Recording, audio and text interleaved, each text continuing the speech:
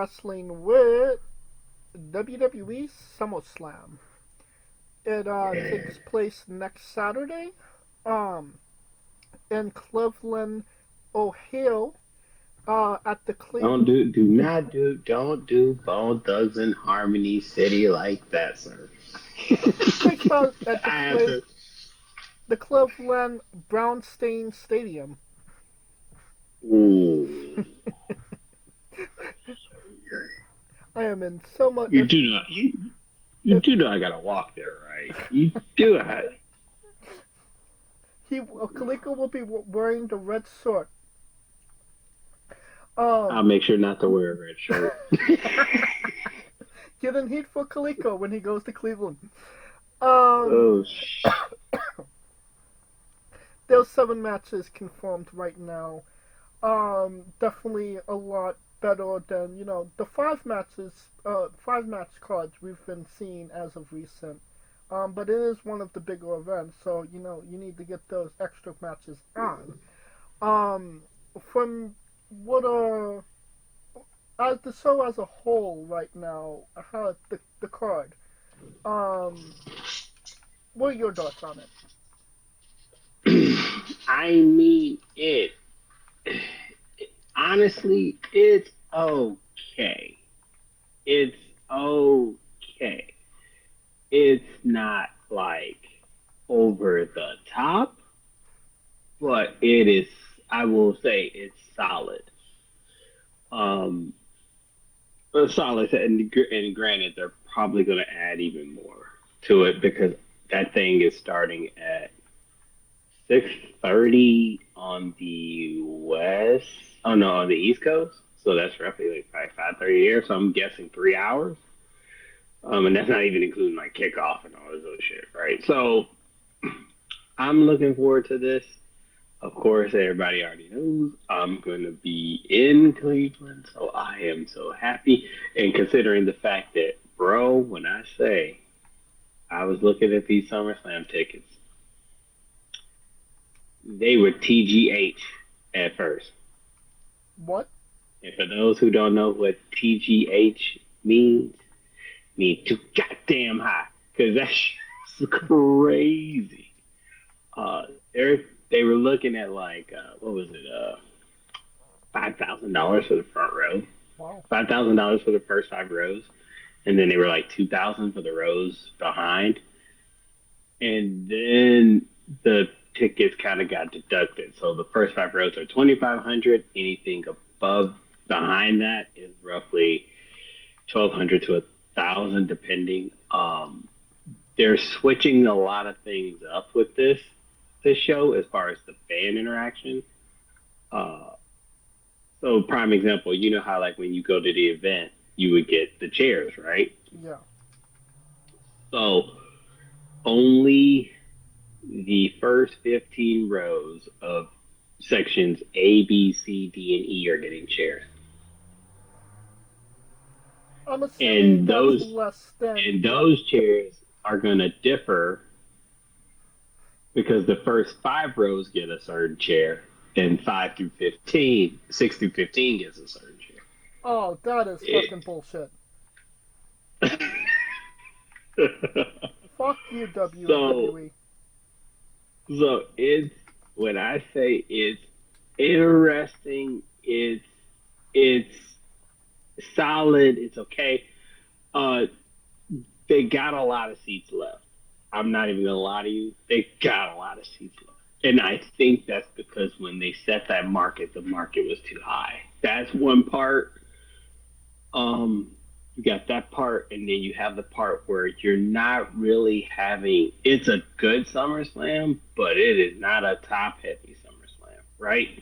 Like a Roman Reigns coming back type of SummerSlam, right? So, I expect the prices to go down. I mean, I was able to get one for like, I got a 4 seat for 1,000. I'm in section A. I might be on TV side. You might see me on TV side. Hey, anyway. But yeah, overall, I'm looking forward to it in person. Some of the matches that I want to see is on this card, and it's going to be very interesting how they book things that night. So based on what the cards are, because you got to keep in mind, they got the other cards, but they forgot that the Bloodline gets the title shot at SummerSlam. So that's going to be interesting. So we'll figure that out. But I'm looking forward to it. So see me down there playing Bone Thugs and Harmony or Bow Wow. Give me a shot. All right, let's get into it. Let's get it. We got first match: CM Punk versus Drew McIntyre with Seth freaking Rollins as the special guest referee. As many matches are on this card, I definitely think this is the one that everybody actually wants to see. This is why people are paying their ticket, the price of admission. That being said, I don't necessarily think that they're going to give the people what they want. And when I say that, I mean a clean finish. It's going to be a clusterfuck of what the fuck, and I don't think it's going to be a double countout, but I think Drew McIntyre might actually pull out the win with, all the clusterfuckery going on, and then Punk could have his beef with Rollins saying you screwed me. What say you, Kaliko? I mean, I think this is the match of the night. Oh yeah. Me personally, I think I'm looking forward to this match the most. It's interesting in the sense that that three-way dance, adding Rollins into that can make it a three-way dance all the way around, right? And I think it gives those three something to do as Cody is sitting atop the undisputed championship perch, right? I kind of see where you're going from, but I saw something that someone told me, and it was like, it's like SummerSlam '97. Right. Bret Hart, Shawn Michaels, Undertaker, and Punk and Rollins, they already don't like each other. Right. I can see a Seth wanting to hit Punk, because keep in mind, Punk cost Seth. In essence, he kind of cost Seth the title. And he can't have a title shot again. Yeah, and Rollins can't have a title shot as long as Priest is champion. And I don't see Priest. Well, we'll get to that later. We'll get to that. But as long as Priest is champion, Seth is out the picture. That was a great stipulation because of the simple fact that this match now, Seth tries to hit Punk, hits McIntyre, McIntyre gets screwed again. Therefore, causing this three-way dance between them two. The three-way dance between those three. I think this has the makings of being the feud of the year. I mean, to me, it's already the feud of the year because I've never seen a person who was injured on the shelf for 9 months, have so much impact in title matches in my life. Like, straight up.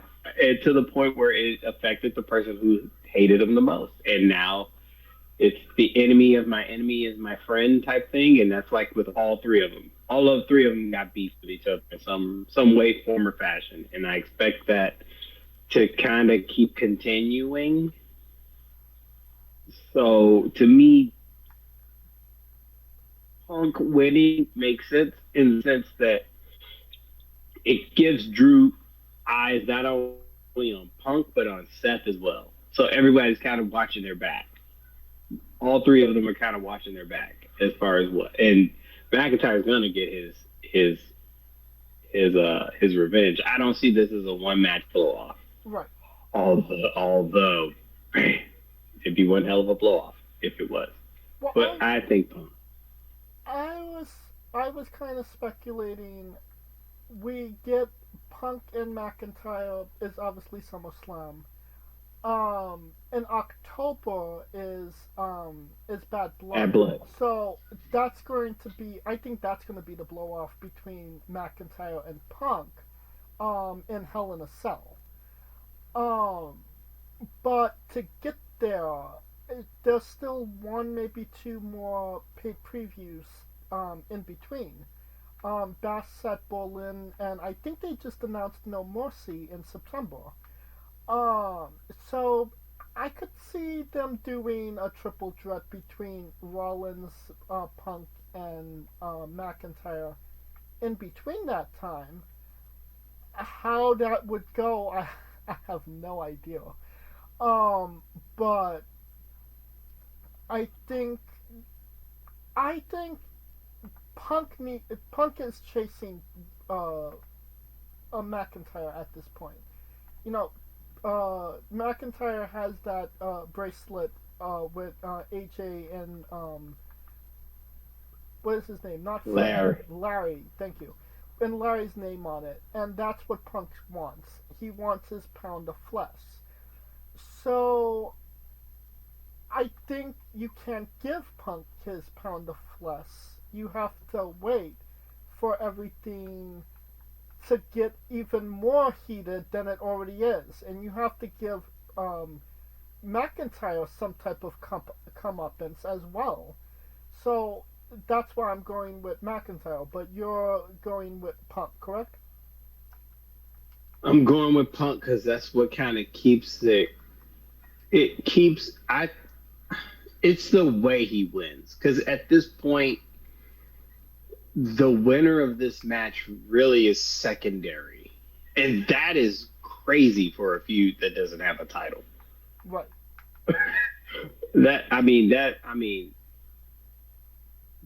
I can't even think of the last time where you had two people where they fought and you. I think the only time where a winner and a loser. I can't even think of the last feud where it really wasn't about the win or loss in WWE, let alone in the last 6 years. Um, I'm gonna. So I would that's have what to makes think this about that. unique. That's what makes this unique because it's not about the win loss. It literally could be a double DQ. It literally could be a double countout. It literally, you see what I'm saying? So it can go so many ways because the winner, this feud is not defined by a winner or a loser. Right. Right. Then we have the Intercontinental Championship. Sami Zayn versus Braun Breaker. Who wins, Kaliko? Sami Zayn's time's up. And if you don't know, just someone said it was really good, and I'll never forget it. They said WrestleMania is like the show for the faces to get their comeuppance. SummerSlam is when the heels get their shit in, Yes. and this is officially Braun Breaker's time. And the reason it is, and it's not even the point of the way they were barking in Wisconsin. That is what's setting the alarm off for me. In the fact that the law, and that's the funny thing is people thought it stopped his momentum. It actually made it even better, and then it helped the fact that he basically damn near killed Dragunov. Right. Um, so yeah, I see Breaker coming out of this with the title. I agree. Like you said, SummerSlam is the WrestleMania for the heels. Um, so Breaker is a heel. Sammy didn't really need the Intercontinental Championship to begin with. Let's see what Breaker could do with it. Maybe he'll run with it. Maybe he'll fumble it. But you don't know unless you give him the opportunity. So Let's see what I happens. think I think Sammy might get pulled back in that bloodline shit with Jay, but that's a whole nother. Oh, 100%. Because keep in mind they did beat Judgment Day, so they are owed a tag title shot. Oh, yeah. All right. Then we have the United States Championship match: Logan Paul versus La Knight. Who wins, Kaliko? This is interesting because if this was WrestleMania, I would have said LA Knight. Um, it the question I have is if Logan Paul loses his title, then what? I I I hate the fact that he has the title and I mean people are gonna hate the title. The fact that he's got the title, he's part timer.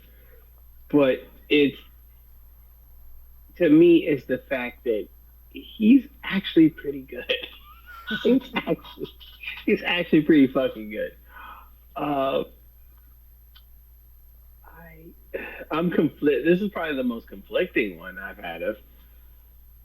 But I'm gonna go on a limb and say Knight. I'm going on a limb and going LA Knight. You say, what is Logan Paul going to do after this?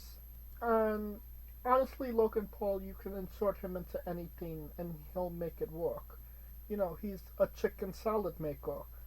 LA Knight, on the other hand, if he loses this match, then what? I mean, we're not going to see LA Knight versus Cody. Um, I don't see LA Knight getting a tag team partner and going for the tag titles. What would you do with LA Knight if he wasn't United States champion? That is true, and that's just the hard part. But even with Logan Paul, I think if he loses it, he's gone for a couple months, come back, do a rematch, and I think that would work. Oh yeah. But he's also from Cleveland, and that's why I'm like, So he's not. So he's definitely not winning, is what you're saying. like it's a lot of Cleveland motherfuckers on this. If you're from Cleveland, you will not win in Cleveland. All right, you just hey, confirmed it. hey, watch your back if that's your hometown. That's all I'm gonna say. WWE Women's Championship match: Bayley versus Nia Jax. Who wins? Kaliko?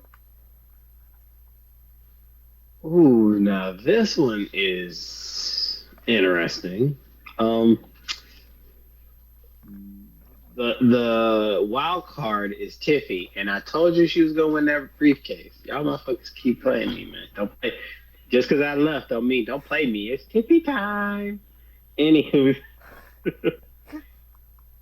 uh, the only way that cash in would work is if Bailey wins.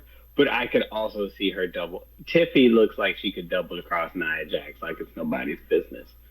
Um, They already I teased it on SmackDown a couple weeks ago. Yeah, so my thing is this: they're both going to be having their backs with Tiffy in the background. I don't think she's cashing in. I think this will be better than their rematch in NXT. I think now this is where it's interesting because this is the first time they went back to the King of the Ring winning the King of the Ring, getting the title shot.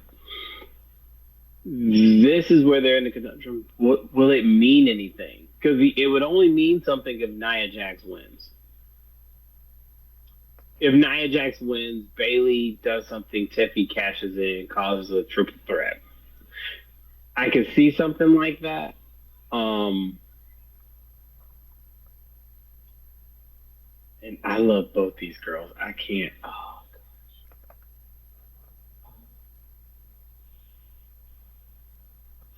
So you're going with Tiffany Stratton? Big booty Bailey. I'm just gonna. Just, I mean, because Naya's. I'm trying to think. Like, is the crowd ready for Naya to be champion? If I'm being completely honest, I don't think the crowd would care if Nia was champion. And that's my point. So I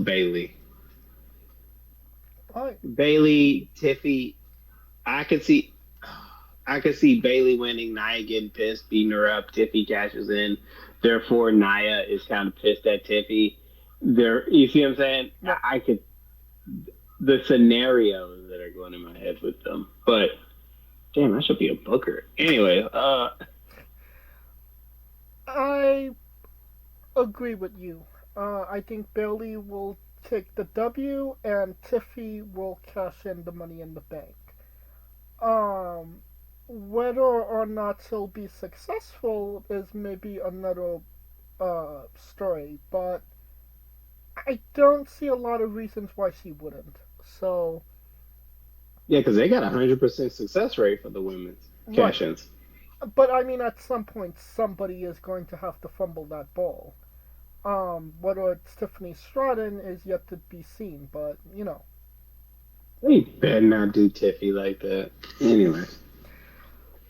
One of the more interesting matches on the card. Liv Morgan versus Rhea Ripley for the Women's World Championship.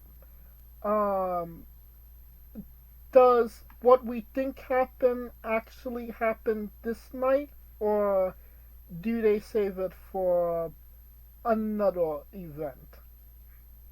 Kaliko. Um, are we talking about the Dom switch or Yeah. the Rhea switch or the Judgment Day switch? All of the above. Because I mean, because it's weird. The Judgment Day's in a weird place because Rhea and Priest are getting face treatment, Right. and everyone else is getting heel treatment. Yes. And Yeah. it's, it's fucking mind boggling. Never seen a faction where like you can get two separate reactions based on who's who, right? Uh, God damn. Rhea's back. I think that injury was fake. I think it was just for her to get married. Um, but Liv, I think Liv wins. I think Dom. To me, I think this is the Judgment Day riff. All tonight is going to be that night is going to be a Judgment Day riff because Rhea and Priest are tight, and everybody else are tight with each other. It's kind of like a cliques, different cliques, and even though they're one big group, it's two different cliques, which is weird. Right. But Dom is more on the side of Liv, Finn, JD. You know what I'm saying? Yeah. I technically I could see Finn costing Rhea that title. Well, I mean, if we're getting into the full Judgment Day, well, Because that's a whole. Finn took the key. And Liv helped Finn win that title, the tag team titles. Uh-huh. So this is kind of how I saw it. I see that Liv Morgan wins this match. It's going to be with the help of Dominic Mysterio. Really? Yeah, Liv. Dominic gets his stepmommy, and I think that was the most evident in the promo that he shot last week, where he said, "I hate you. You ruined my life. Go away. I don't want you. I only want Rhea." It was a good promo, and Liv's reaction was fantastic, but it's good acting. And if you want to get on Rhea's good side, you want her to believe that you're 100% behind her, because he was kind of in the doghouse before that. Um, so Who, Rhea?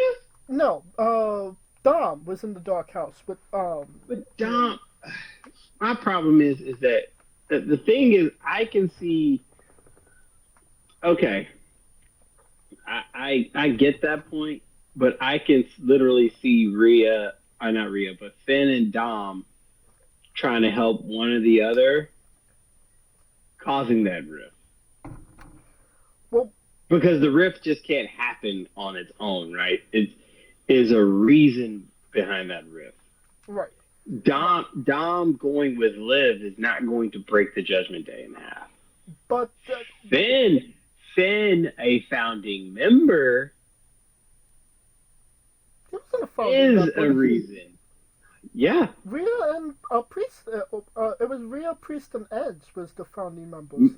But my point is, he's got more stature and more investment in it than Dom. And Dom is not gonna. I don't see Judgment Day going, "Oh yeah, we're gonna break up because Dom." Okay, well, I was gonna get to this when we got to Priest and Gunther, but let's just. I mean, they're honestly, those two matches are intertwined at this point to me. So, so we might as well just give out all those.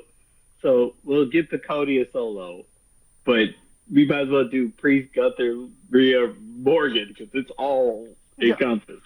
World Heavyweight Championship match, Damian Priest versus Gunther. So, like I said, Dominic is going to screw Rhea. He's going to turn on Mommy for the step-mommy. And then in the main event, with Priest and Gunther, and before I even say anything, low-key, the way that they built this match was really good. Yes. Gunther literally ripped Priest to shreds. And they really... And that promo, oh my God. Yes. Yeah.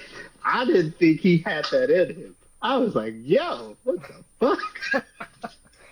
I didn't know that was in his arsenal. Like, shit. And just the way that Priest reacted to it the week after, then they had that pull apart on Monday. It definitely makes me interested to see the match. So low key, they built Gunther and Priest in a really great way that makes you like Priest and hate Gunther. It's clear who your face and who your heel is. That being said, you were talking about Nia Jax. What's the point of winning the King of the Ring if you're not going to get the title? Something has to be proven. Well, it doesn't need to be proven in the women's match, but it can be proven in the men's match if Finn Balor screws Damian Priest. The next week on Raw, have Finn Balor take the lead as the leader of the Judgment Day, add Liv Morgan as their female champion, and kick Damian Priest and Rhea Ripley out, because they're faces, the Judgment Day is heel, and you start a Finn Balor Damian Priest rivalry. I see everything that you're saying. The only caveat I have with this is Priest and Ripley cannot lose. Yes, they could. I mean, hypothetically, they could. My thought process is if Rhea's losing, Priest is winning but getting kicked out. And the reason I say that is because they fucking doing this stupid, well, not even stupid, but they're doing the documentary. It just like niggas getting documentaries, and that'd be the telltale giveaway. When a motherfucker get a documentary, they winning this. Like, that's just me from what I'm looking at it. So I would think Gunther, because I think this just puts him in the championship echelon to where he can get title shots. But you are right in the sense that I think Finn is going to eventually cost it. I just don't think it's going to be that night. If it's not SummerSlam, then honestly when? Bash in Berlin. I mean, but then who does Priest wrestle at Berlin? Is it a rematch against Gunther? Yep. Who else is he going to fight? I just feel like they're building it now, and it doesn't necessarily seem like they're not ready to pull the trigger. It seems like they loaded the gun. The bullet's in the chamber. The bullet is in the chamber and ready to get fired.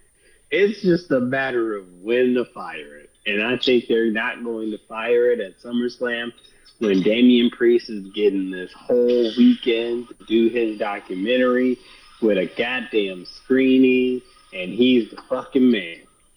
That's like Cody Rhodes when they had his little shindig story, and then he loses the match.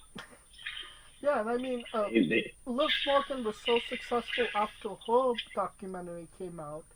I mean, it only took a good 5 years before she won a title after her documentary came out. Motherfucker, Liv Morgan ain't Cody Rhodes. I'm not talking about Cody Rhodes. I'm talking about Damian Priest. Oh, Damian Priest is he's going to win. But I do think it's the beginning of the end. I feel if you have a baby face, especially in the caliber of Damian Priest and Rhea Ripley, they need the chase. If Rhea wins the match at SummerSlam, then she was everything that she said she was. She's the eradicator. She's mommy. She's back on top. At some point, Rhea has to lose. I mean, before she got injured, she hasn't lost a match in over a year. At some point, somebody has to get the better of Rhea Ripley, and have it being the person that's been getting the best of her, that's taken everything from her, and is taking her Dominic Mysterio, it would absolutely make sense that it would be Liv to win that match. And the Damian Priest is kind of the same thing. We're low-key starting to cheer for the guy, so we'll cheer for him even more when, he gets turned on. Everybody, his back's against the wall, and maybe you'll see him even win the Royal Rumble in January and get his nod, another nod at Mania 41. Yet to be seen, but he doesn't need that championship right now to be over. He needs. Yeah, he does. Yeah, he does. And the reason I say that is because the story with the Judgment Day and Priest is the fact that ever since he lost the title and he won the title, it's gotten into his head. So therefore, right. He wins. His arrogance brings the hubris. But he loses his crew. Because keep in mind, they've been in flux until she got back. Right. So yeah, it's going to be good with the chase, and I understand what you're saying with Rhea, because Rhea is going to have to be the chaser in that regard.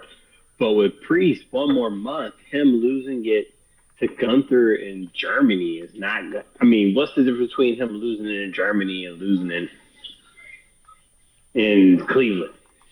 It's the second biggest show that WWE has to offer compared to a brand new paid preview that they've never done before.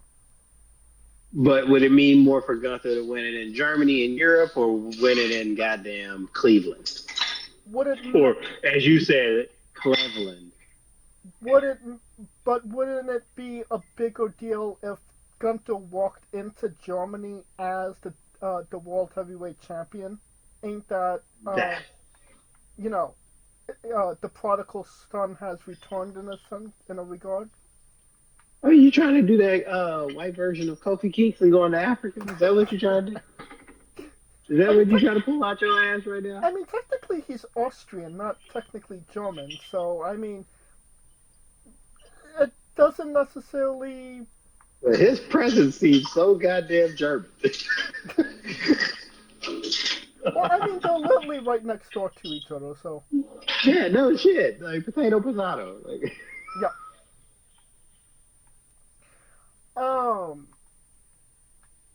So you're on the consensus. I'm going Gunther wins. Finn Balor causes the title loss. And Priest beats and Liv beats Rhea.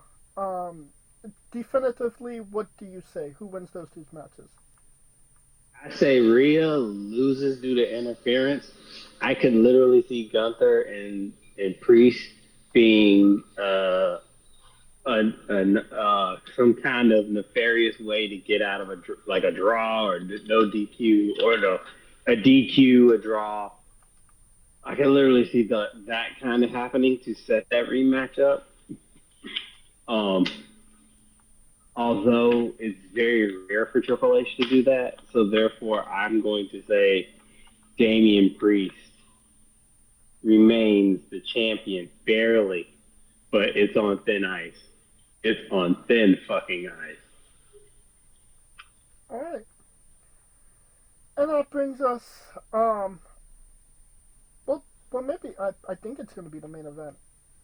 And just you personally, how would you plan this card? What would be your opener and what would be closing the night, in your opinion, Kaliko? Personally, it's interesting. I think if it were me, I would start off hot with Punk, Drew, and Seth. Because that's going to be the one everyone wants to see. I would just if I was serious about it, I would push that one out the gate. Because that one is going to set the tone of how the night goes. Yeah. And in the way that this night is going, with the exception of Cody and Solo, everything else is not really heel face. What do you mean? You have people that are getting booed, but it's not like they're getting booed because people don't like them. They're getting booed because in my mind, I think all of this looks like perspectives. Right. People love the fact that Liv's the champion because Liv's been held out for so goddamn long. Rhea was the one that injured her. She finally getting her revenge on this motherfucker, and she's taking it how she likes most. Rhea, you could totally see it.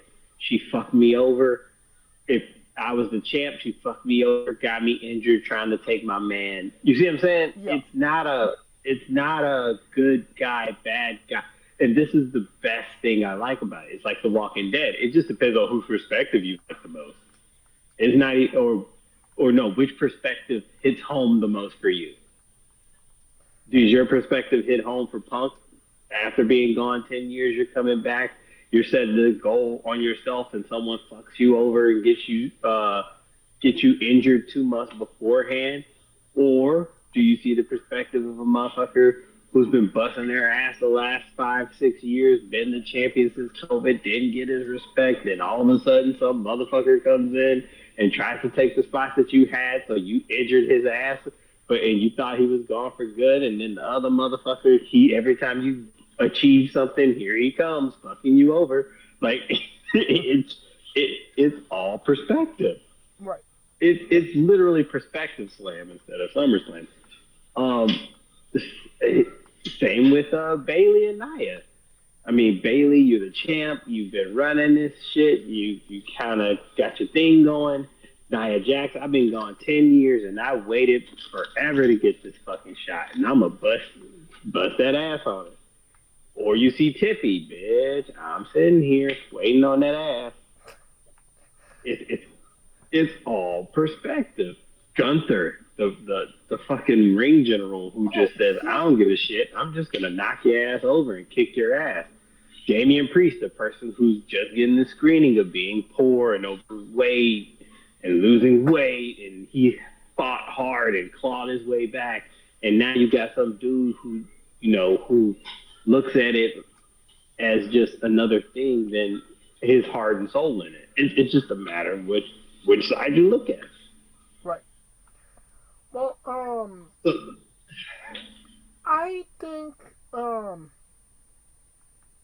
that Punk and McIntyre will start the show. It'll take a lot of balls for them to, right out the gate give you the match you wanted the most, but I think they would absolutely do it. If they don't, then I say that they would start with Rhea and Liv. And I think Cody and Solo goes on last, and the return of, maybe the return of Roman. Well, so that's what people are looking for. WWE Championship match. Cody Rhodes versus Solo Sikoa for the WWE Championship. Does Cody Rhodes win? Do they give the nod to Solo? And does the original Tribal Chief make his return? Is a fish wet? Is fish wet? Because that's what I'm just looking at. Like, I think if Cody wins, Cody wins. Roman could come back. I think he could. I think a Heyman appearance would be first before a Roman appearance. Just my perspective on it. But eventually they got to get there. And the thing is that even if Roman comes back, he's not going to wrestle Solo right away. It's just going to be this big build to, Bad Blood? I was going to say Survivor Series. I think the first match kicks off at Bad Blood. Then you get the War Games. Oh, okay, I can see that. Or the War Games could be this new Bloodline versus Judgment Day, and that's where all this shit goes down. See, you got so many avenues. Avenues. I don't see Bloodline versus Judgment Day. Two heel groups. But I could definitely see... Judgment Day's half heel, half face at this point. I could definitely see if they do Roman and Solo, and for the first time in forever, Roman don't got the numbers. Solo's got the numbers. And then Roman has to go back to his family and rebuild his family in order to take on the new Bloodline in War Games. I don't think y'all even noticing the one person that no one's really bringing up. Jimmy Uso. He I would assume he would. Jimmy could literally be the catalyst that starts all this. Because keep in mind, that's my point. So he's going to be, I think he could come back and screw Solo over. Ooh, okay. At SummerSlam or? At SummerSlam. Okay, I see you. Thus protecting Solo. So now Solo, because the story with Solo at that point is he lost, Jimmy lost him. Now he has to eradicate everybody in the bloodline to ensure that the new bloodline maintains. Which would prompt Roman to come back. Bingo. Okay, I see you. So I can see that happening. And no one's really even think, because keep in mind, who fucked over Jay last year? Jimmy. Jimmy. See, no. Okay, I see you. Jimmy's got a record for it. Alright, so we both agree Cody's winning the match, though. Oh shit, Chris, come on, man. Yeah.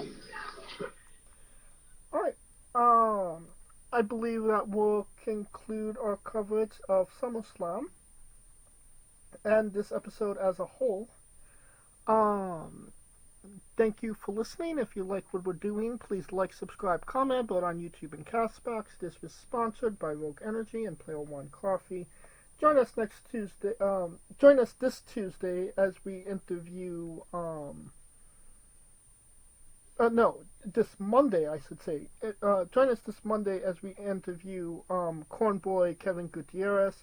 This Tuesday as we interview Keyshawn Calloway, and this Wednesday as we interview Zombie Dragon. And join us next Saturday as we preview and review whatever stupid shit goes down in the week of pro wrestling. Skits and shit and more. Skits and shit. That's the new phrase to say. If you like what follow us at Wrestling with E, both on X, Thread, and Instagram for information on who we're interviewing, when we're interviewing them, links to those interviews, and so much more. Follow me personally at JamesJ993. Where can we find Kaliko? I am Kaliko. Hey, next week we are in Cleveland live for the biggest show of the summer. I just can't wait, man. It's always good to be out with the fans, out with the wrestling fans alike. If you see me, give me some dap. You might hear me playing Bow Wow or Bone Thugs and Harmony or something. You'll hear me playing any rap music from Cleveland except Machine Gun Kelly. But But yeah, if you see me, say what's up, and yeah, let's get ready to have a good time. If you like Cleveland so much, why did you call him the Cleveland Brownstains? He's going to be in the Red Sox people. I mean, I'll be there singing Jelly Roll for sure, but you ain't gonna see me in the Cleveland gear. See, James don't know, when it comes to East Coast sports, they will shoot you. They will shoot you. They will cut you for some sports. Like, you can't be going down there and yelling fuck Ohio State. They gonna bust your ass open. Or fuck Cleveland. Even though Cleveland has been shitty up until recently. They will still cut you, sir. Yeah. Alright, for Kaliko Yachts and Scooter Dust, I'm James J, and this has been Wrestling with Entertainment.